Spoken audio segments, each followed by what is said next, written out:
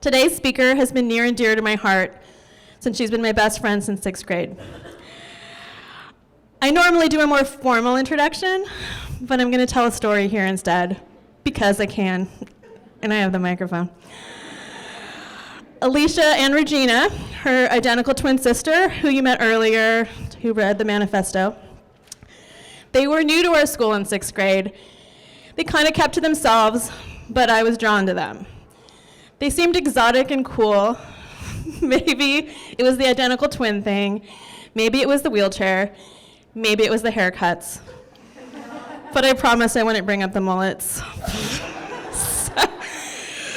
So it's 6th grade, and it's time to sign up for outdoor ed, bunkmates. I don't know if you guys had that. We were in Southern California.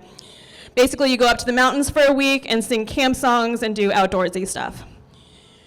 Anyway, I asked to be put in a cabin with the twins as a low-key, shy girl tactic to make them be friends with me. But in the end, they would not let Alycia attend. Like, they straight up said no, it's not accessible, and there's no accommodating her. Sure, it was 1987, but I remember being outraged even then. But we also kind of accepted it. The adults had spoken, and that was that. Sorry, Reg. This is the only photo I have from outdoor ed. There's our bunks. So Regina ended up being able to go. We did share that cabin, and this is the only photo I have from the trip.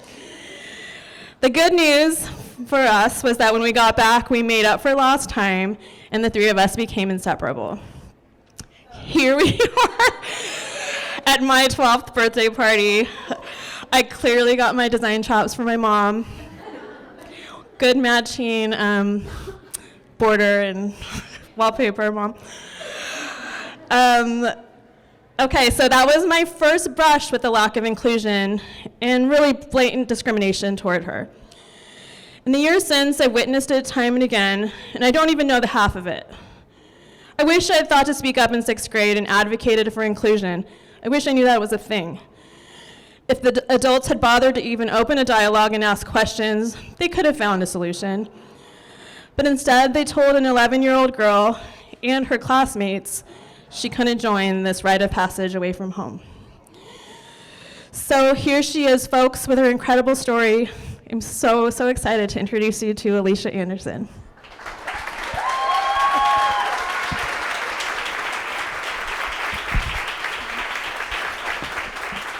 Testing. Oh, testing. So I'm already going to start crying, and that sucks. Okay, so before I get my talk started, I don't know, Rebecca, if you could click up there for me. I am feeling pretty invisible down here. I don't know how many people can see me, but this is sort of my vantage point in life. And I was hoping that I could get a little help from somebody in the audience to help me get up onto the stage, and so we can all see each other. You two, okay, great. Wow, lots of helpers. I love it. Okay. We need to grab by here, so yeah, I'll flip. Thank you. Oh my gosh, where are my grapes? Thank you so much. Thanks, you guys. I appreciate it. So I am up here on stage, and everybody can see me for the most part, I think now, and that's great. But the reality is, are you actually seeing me yet? There's usually a progression of, the acknowledgement of me. And what that typically is I'm up here, I am visible, but what do you see? You're probably now looking at an object. It's a wheelchair. It's something that gets me from point A to point B. It gives me my independence. It's something that gives me strength. I think it's beautiful. But for most, it's something that is feared. It's something that you would never choose. It's something that you don't know how to incorporate in a normal day-to-day. It is something that is a sign of weakness. And I share this with 1 in 5 Americans. Thank you. Oh, I do this every time. I share a disability with 1 in 5 Americans. And I want to pause really quickly and ask the group, How many of you have ever, and just raise your hand, have ever known anyone that has had, spinal cord injury or has a visual impairment? Okay, wow, I see quite a few. That's great. How many of you have ever broken a bone, a leg, or an arm and have had temporary disability in your own life? How many in the room have aging grandparents where their mobility is begun to be sacrificed? Lots. My point here today, and what I really want you to keep at the forefront of this, that inclusivity isn't just about me and this wheelchair. It's about all of us. It will benefit all of us if we're willing to recognize it for what it is. So today I really start my talk here because I want you to keep this at the forefront of your mind, that this isn't about me, this is about us. So after we get over the wheelchair or object part of my invisibility, we usually get to the scan of my body, right? I'm not standing, I'm a little shorter, I've got smaller legs, strong arms, it might be a little bit out of the norm. And this is usually the next step of my layer of invisibility. I'm not necessarily looked at as, and this is typical for people with disabilities, I'm not looked at as a man or a woman right away. We're people with disabilities in one category, and it's sort of like this asexual category where I'm not able to be identified for my femininity and for being a woman. And this is always the toughest sort of layer of my invisibility journey, because being a woman is a major part of my individuality. And then once we've got past those layers of invisibility, then you will make it to my face, and you'll look in my eyes, and you'll be led to my heart and my soul, and you'll be led to the person, and you'll find me. And what a long journey it is to get there, right? It's such a long journey sometimes in many situations to have a seat at the table of humanity, to be seen for as a person. So I start my talk here because I think it's really important to think about how we become a more inclusive society together. How do we eliminate these invisibility layers that are in my life constantly? And it really starts with finding your way to the person, finding your way to me. And this is hard work. It's not easy, it's uncomfortable, it's awkward, it takes effort, it takes you thinking out of the box, being willing to ask bold questions. It takes me being willing to give true, honest, real answers. It takes work, it takes practice, it takes changing perspectives and changing your habits, and this is hard collective work. And the most important thing is we want to see and feel and experience the person first. And it's uncomfortable. It's uncomfortable because it's unfamiliar. We don't want to offend anybody. So we might sneak a peek from afar and absorb and learn as much as we can and never ask the person any questions. And the problem with that is we take away a lot of untruths and false perceptions about how terrible this whole thing must be for me. And the invisibility journey continues, and I'm not placing blame on anyone. I'm guilty of this in so many situations as well. But I am here today to start the conversation, to evoke some thought about how this affects all of us every day. And it goes against what we learn in social media and on TV today, that we must be the most beautiful by other people's standards, that if it would be so much easier if we were just able to accept our own uniqueness as being the most beautiful thing that we possibly can be. My journey on inclusivity really started at birth. As it was mentioned, I was born an identical twin to two very young parents, had no idea they were having twins, especially they had no idea that one was going to have a pretty significant disability.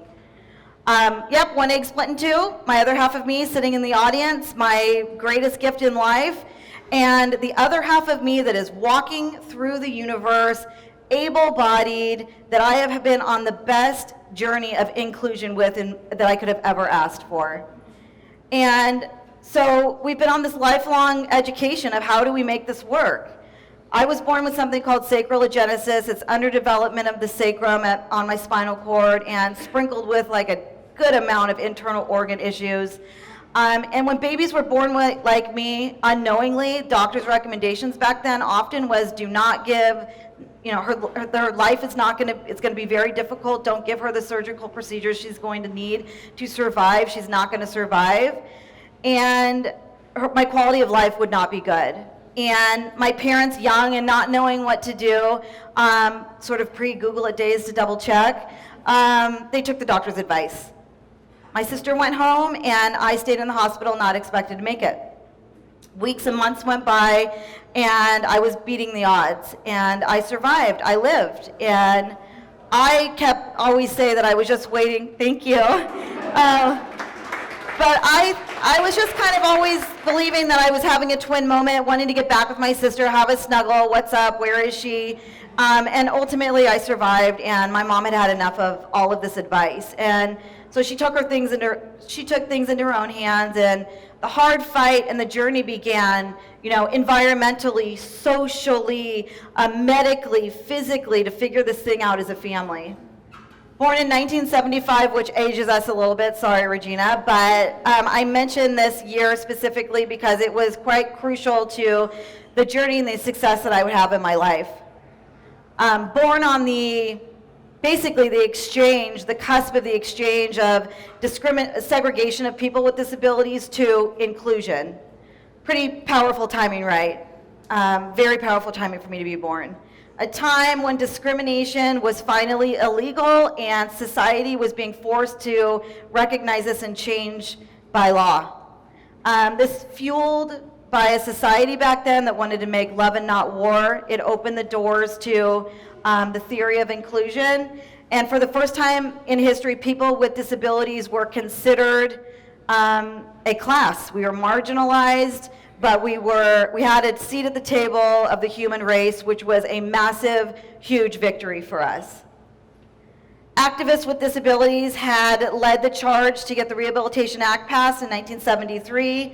This was legislation that prohibited discrimination on the basis of disability and gave me the same rights as you to have access to education and medical care and employment. And it not only gave me the access to partake in these things, but it gave me access to access these things. Later, that would lead to the Americans with Disabilities Act. I'm sure many have heard about that in this room. That again expands the rights of those with people with disabilities, but this being one of the most comprehensive pieces of legislation in our history that prohibits discrimination on the basis of disability. This gives people like me, people with disabilities, the right that all of you have in mainstream America to not be discriminated against. It was modeled after the Rehabilitation Act of 73. It was modeled after the Civil Rights Act of 64, which prohibits discrimination on color and race and religion and origin. And now disability was finally included in 1990. Thank you, God. So, though these laws had successfully been passed, inclusion was born. Exclusion in society was what everybody was used to. It was the norm. It's what people were comfortable with. And a lot of time and effort and money was going to need to be put into making the adaptations to the schools and hospitals and infrastructure so I could access things like employment and medical care and, access things like parking and public transportation, bathrooms, so I could go to the bathroom when I am out in the world enjoying it just like you. Basic necessities that we all deserve.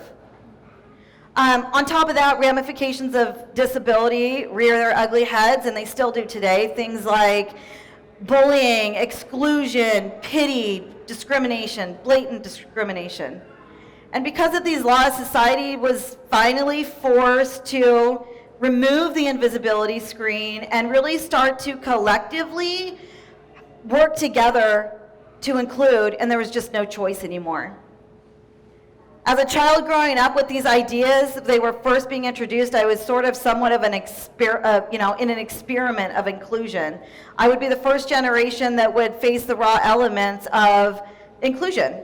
There was going to be way more no's, there's no way that she can do that, than yeses, let's adapt, push the envelope and of what's perceived possible and make it happen. So this was an uphill battle for my parents, the fights of fights to advocate for me. And they were simply on a mission for me to have every opportunity that my sister would. They adapted only the essentials in my environment so I would learn to adapt and be nimble at a very young age. I started playing wheelchair tennis at the age of 4, so it was an inclusive sport that I could play with my family, so I would be strong and independent and one with my chair through play. The elementary school I attended, all the children with disabilities were segregated into special classes. My mom advocated for me to be the only one that was included in mainstream classrooms, just like my sister. I was in Girl Scouts and jazzercise and kickball and dancing, and I jumped on trampolines, and whatever my sister would do, I would do too. And along the way, my parents fought for me to receive every bit of medical care that I needed to survive, and that was its own journey. And honestly, the list can go on, and these activities represented on their own an opportunity, a new opportunity of inclusion for not only me, but for my peers, for their parents, for the organizations that were putting on the events, for the schools and the hospitals that were taking care of me.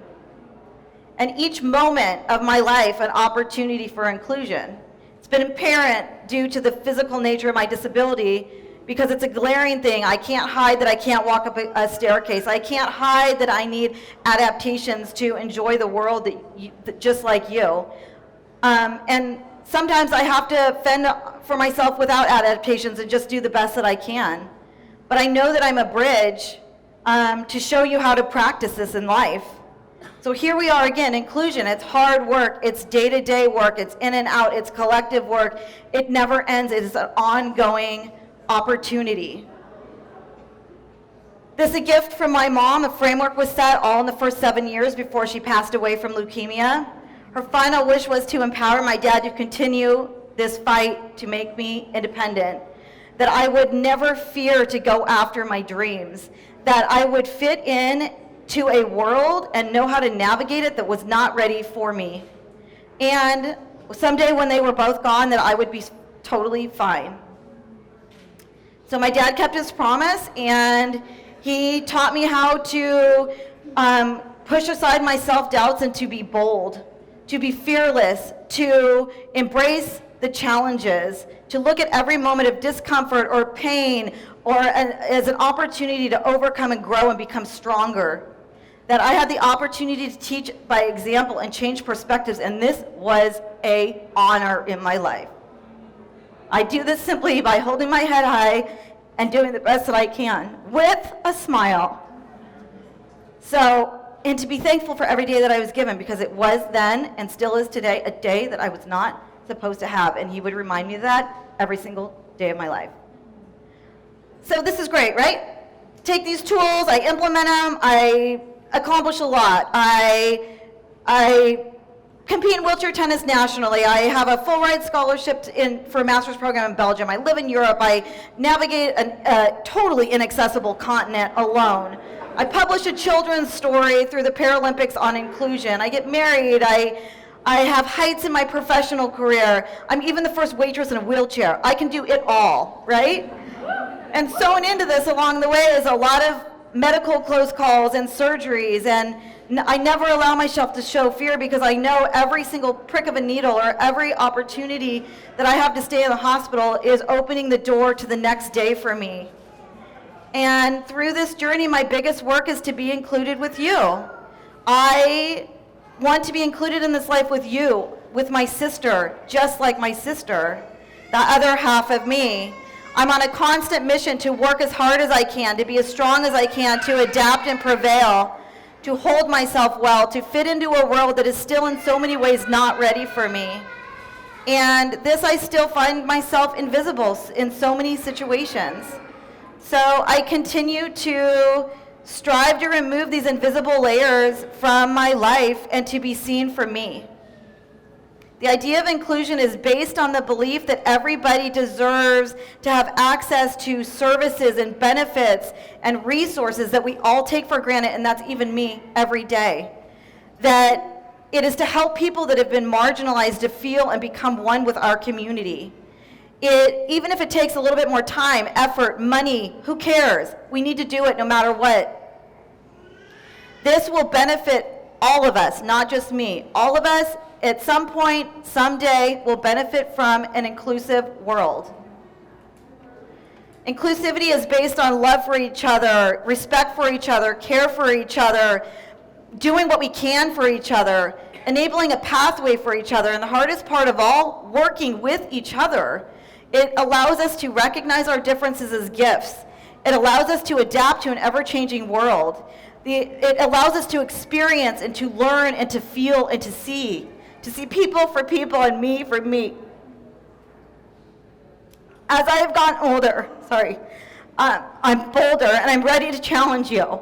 I'm ready to challenge you to take pieces of this talk and implement them into your own lives, to share this message. Just like how a child embraces the unknown without judgment or with open arms and love and with care and genuine curiosity to learn and grow.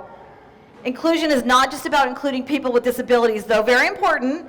It is about including all of us, everyone in this world, to be a better world and a better society. I challenge you today to be open to this collective work, to remove the screens of invisibility, to see people for people and to see me for me. And to just have a small part in being and opening that door to inclusivity just a little bit more. Thank you so much for having me. It's an honor.